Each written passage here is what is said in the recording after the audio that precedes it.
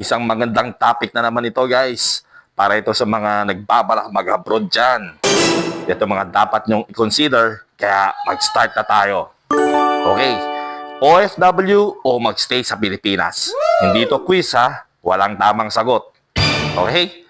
So, pag OFW ka, ito ang mga pros o kaya magandang mga bagay. Una-una, malaki sweldo. Nakakaipon ka. Makakapagpadala ka. Ang cons naman o hindi maganda sa pagiging OFW ay malayo sa pamilya, syempre. Iba ang Pasko. Ang yakap, nasa video call lang. Okay? So, pag nag-stay ka naman sa Pilipinas, etong maganda. Araw-araw kasama mo ang pamilya mo. Sa birthday, syempre present ka. May ulam, may kwento, may tawanan. Pero ito naman hindi magandang parte dyan. Ang sweldo, maliit. Traffic, malala. At minsan, ang pangarap, naka-installment pa. O, di ba nga naman, unti-unti lang yung maabot pangarap kung maabot mo. Pag OFW ka, mabilis ang kita.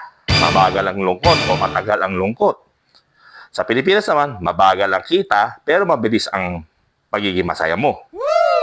Pero tandaan ha, ang tagumpay, hindi lang pera ang basehan yan. Kundi kung sino ang kasama mo habang lumalabang ka.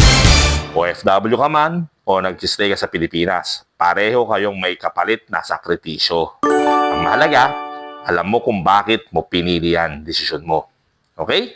So please mag-comment kayo guys, OFW o magstay sa Pilipinas. Respeto sa lahat ng choices. Please follow and share po ninyo ito para makatulong sa iba makapag-desisyon. This is Undercover Charles TV. Be safe. God bless. Sayonara.